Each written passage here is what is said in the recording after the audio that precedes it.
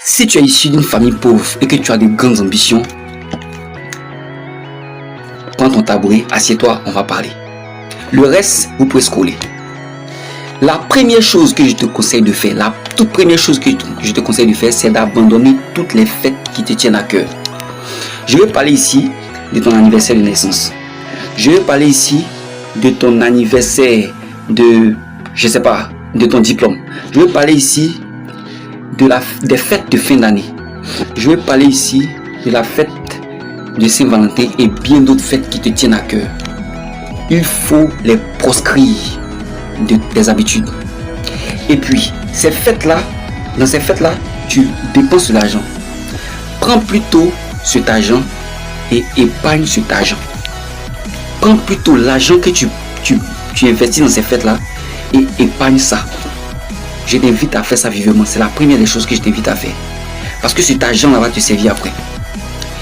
La deuxième chose que je t'invite à faire, c'est d'écrire tes objectifs de façon visible. Écris tes objectifs.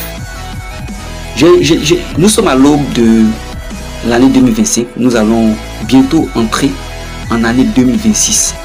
Quels sont tes objectifs pour l'année 2026? Est-ce que tu les as écrits? Il faut les écrire. Il faut les écrire et les lire très souvent. La troisième chose que je t'invite à faire, c'est de prendre des risques utiles. Prends des risques utiles.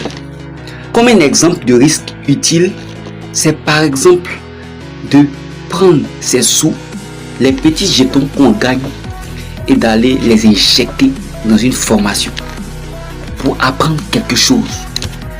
Les petits jetons que vous gagnez, vous pourrez aller les investir dans un livre. Les petits jetons que vous gagnez, vous pourrez aller les investir en payant votre transport pour aller faire du bénévolat dans une entreprise pour apprendre les rouages qui vous permettront de pouvoir vous élever. Prends des risques avec ton argent. Ça, c'est la troisième chose. Si ça t'a plu, s'il te plaît, laisse un like et partage afin que le maximum de personnes puissent entendre ça. On est ensemble.